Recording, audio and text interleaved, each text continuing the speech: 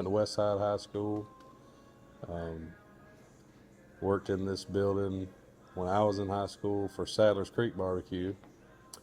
The family's son and daughter were my best friends. Like, we played football together, and through the summer, this was a way for us to hang out. And I just, hey, you want to help with the barbecue? Yeah, sure, I'll make some gas money. So, Did you ever think you'd make a career out of it? never once did I really have that in me. I don't even know. Like, I knew I enjoyed it then because it was grunt work. It was hot in the summer, but it was kind of correlated with football. Like, you got to kind of push through. You meet people. You overcome diversity. But never once thought I was going to be my career path. I actually had a love for music early on and through high school that I thought was going to be my career. I played guitar and wasn't too bad at it, and just kind of really wanted to go that route, and ended up, touring and doing a lot of things with music.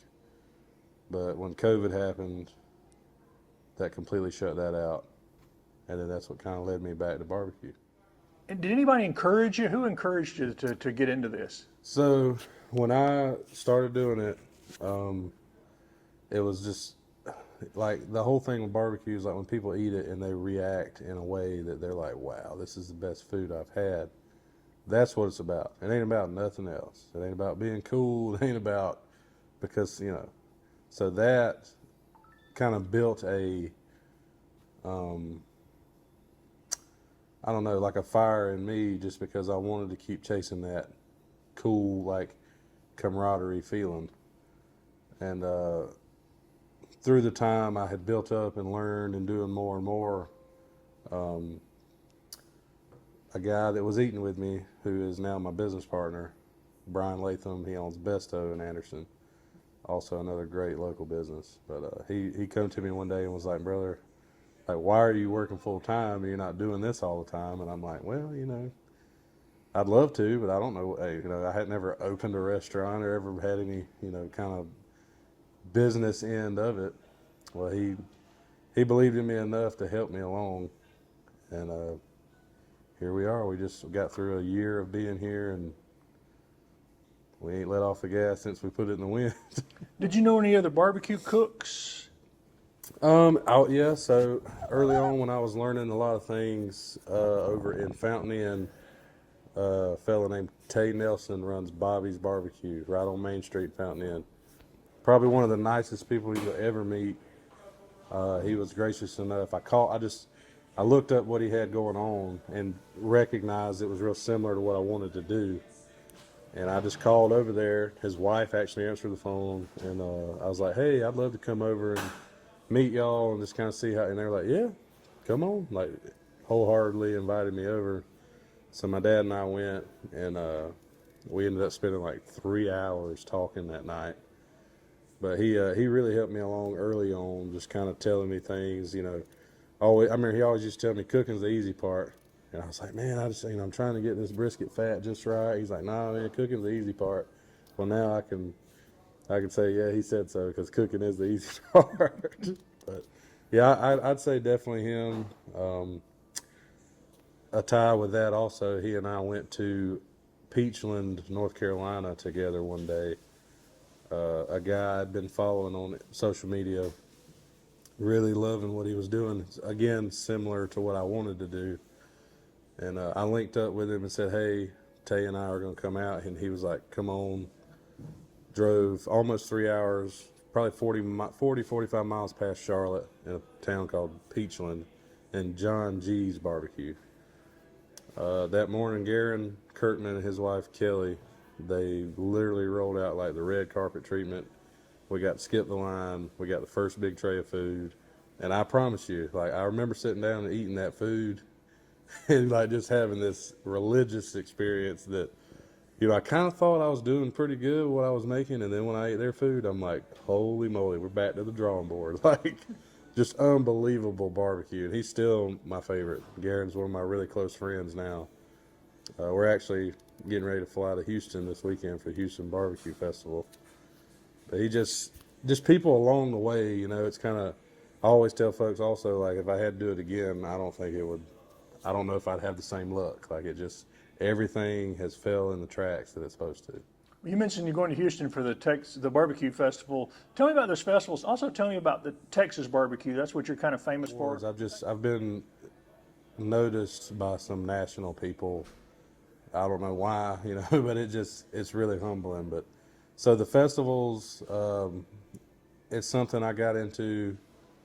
I actually was invited over to Euphoria Greenville. That was my first big boy festival, and we had a great time. And it's just a way for people, like, they got people that come from all over to try what you're doing. You get to interact and actually talk to people, and it's just a great way to meet new people and new customers and opportunities. So we try to capitalize on everything I can as far as the festival season, which is like March to about November, anywhere and everywhere. And this year, now that, I've got a great team of people that I can pull off going for a weekend and doing these festivals, and I don't have to worry too much about, making sure operations running here.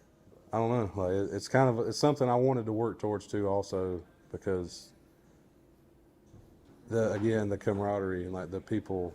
And like now I'm on the same ballot as the people that inspired me. So the Texas thing, like it happened I really tie it to music because, again, when COVID happened, I spent a lot of time on YouTube because what else did I have to do? I worked a full-time production job that was 10, 12 hours a day, 6, 7 days a week.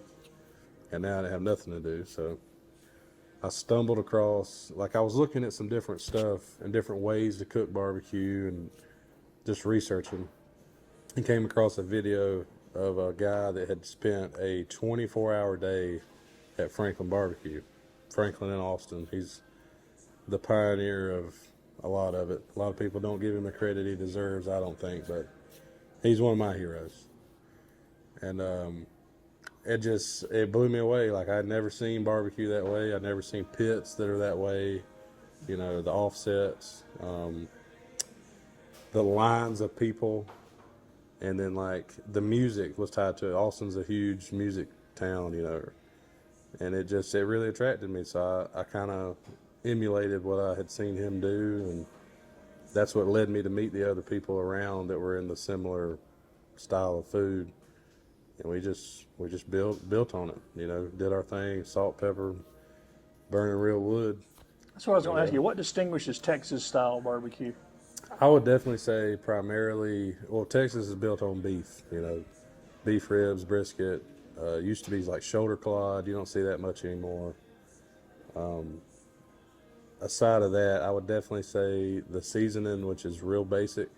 A lot of, Carolina and eastern areas, they want to get into sugary rubs and paprika and color. And Texas is just kind of bare bones, let the meat taste like the meat, and you burn.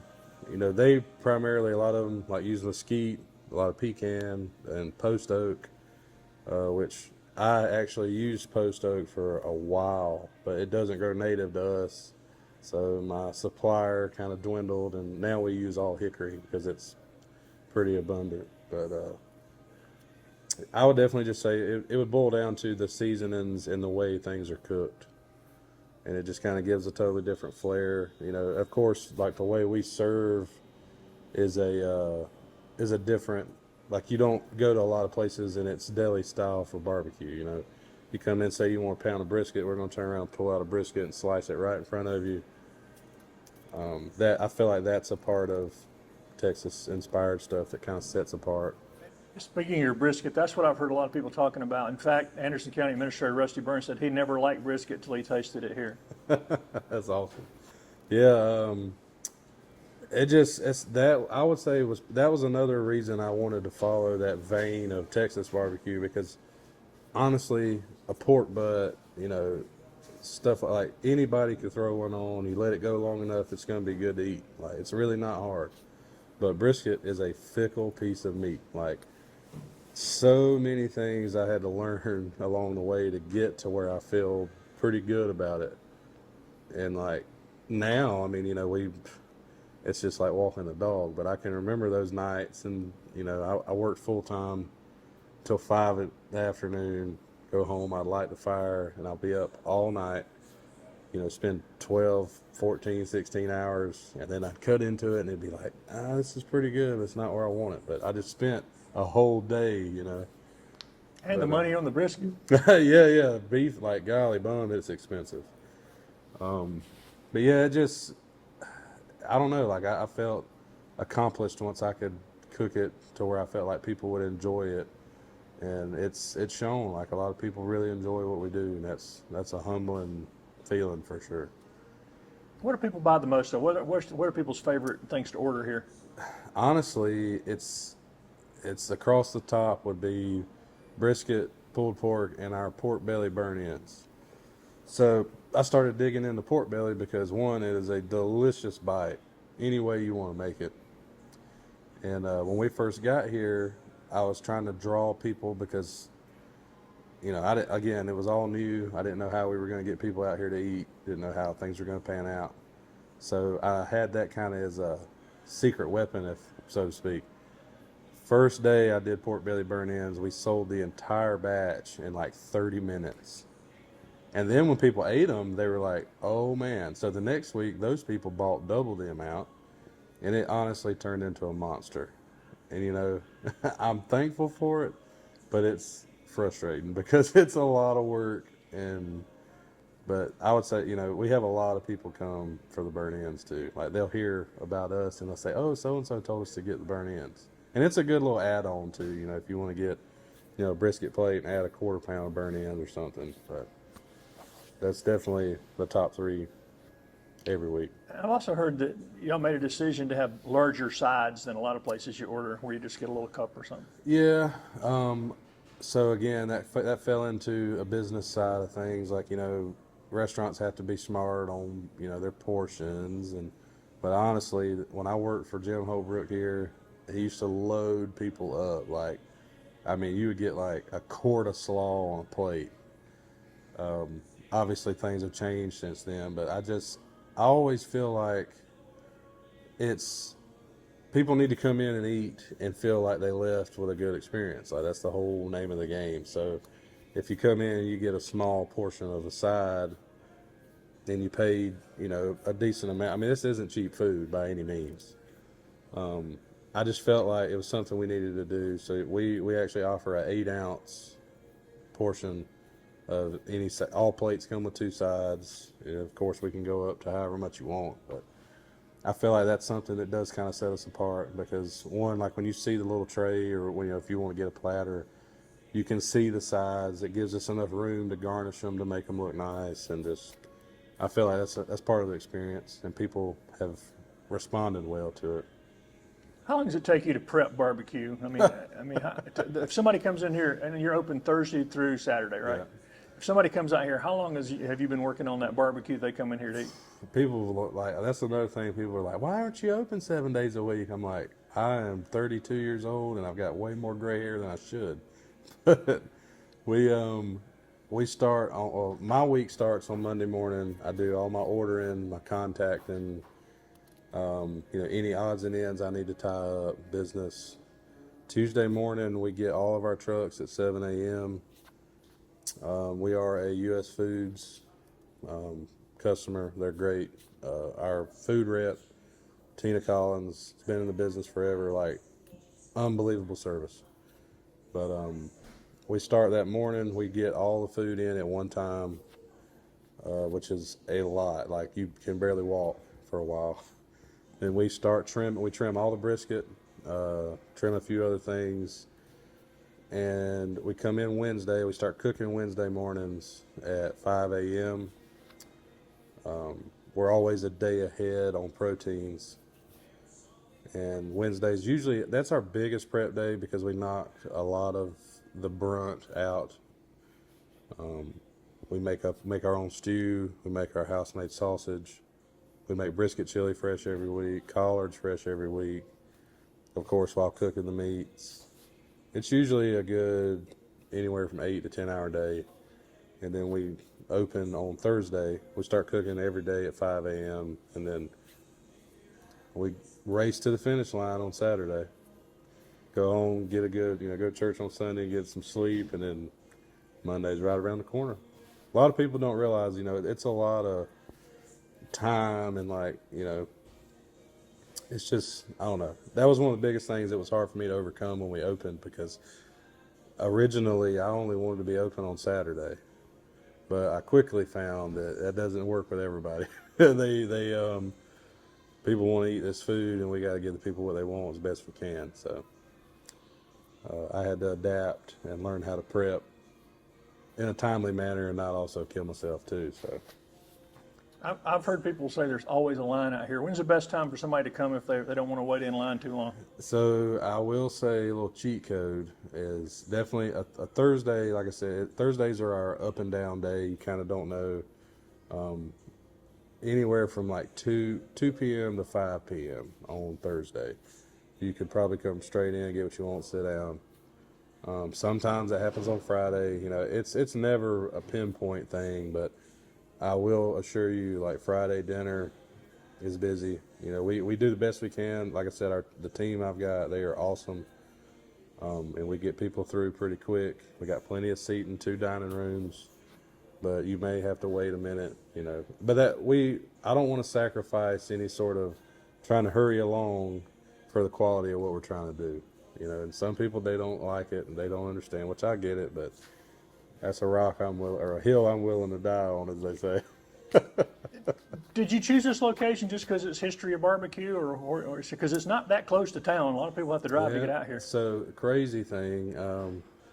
When all this started boiling, we actually had a lease signed at the old Bill's restaurant on Main Street, and it didn't work out in the end, and that was honestly a blessing in disguise, because now knowing the type of room and response we've had, I would have made a lot of people mad there just because we didn't have the space. And room to cook. Nearly enough room to cook there. Yeah, it'd have been tough. But the crazy thing is, when all that shook down, I had already purchased 2 of our smokers, and had pretty much fully planned to go there. And then when it crumbled, I was kind of like, I don't know what we're going to do, because if you purchase a place that it has not been a restaurant, you're looking at a substantial amount of money. And we just kind of, I had actually put my 2 weeks in at my job, and they agreed to keep me, luckily. So while that time was so weird and trying to figure things out, the previous business, my business partner was a part of it, and they were looking to do something different. So it just hit me one day, and I literally live 4 minutes from here, which is a crazy, lucky thing too. But it just came to me. I was like, hey, why don't we look at going out there? It's already got a lot of equipment. People know the place, and it's got a lot of room. So fast forward through that, we talked to them, and it panned out. It was a good move for me because of what I had to have was 80% here. We had to build a smokehouse to house all those offset smokers and do a few things in the way we serve. We had to change some stuff up, but it just, again, like I said, if it had to fall in the same way it did, I don't know if I could get lucky twice. It is a ride, and I do have a lot of customers that live on 81 North, and they pass a lot of barbecue to get here. And I really, really, I'm thankful for it. Our food, I've always stood by food does the talking. And it's shown that it's we can make it out here. And it's unbelievable, the community that's this way. I grew up over in Centerville, and never realized that from 24 this way, Airbnbs, people that visit during the summer, now with the large boat ramp, like the bass tournaments, it's a ton of people out this way. And we get people from Hartwell, get people from Star. It works out for us, and I like being in the country too. I ain't no city fella. I'm just kidding. But it speaks to barbecue too. it does. It fits the vibe, as they say. All right, people who have not been here and want to visit, where can they see your menu or find out any more information? We have a website. It's forkgrovebbq.com. It has all of our information, any catering needs, job opportunities. All information is there. It's a nice setup. And then, of course, come by or call us. Somebody here all the time, pretty much. So. And why did you choose Fork Grove? So Fork Grove was a name when I decided I wanted to make this something other than a hobby. Of course, a business has to have a name, and just like picking a baby's name, I was trying to figure stuff out. I come across like fork was like a fork in the road for a decision to, continue to play house and the American dream of working to retire and is what it is, or take a chance on a dream that may work, may not. So I felt like that was symbolic in itself. And then I was scrolling on the internet through some words that had different meanings, and I come across the word grove, and it had in parentheses green grove, but means that life changes for the better.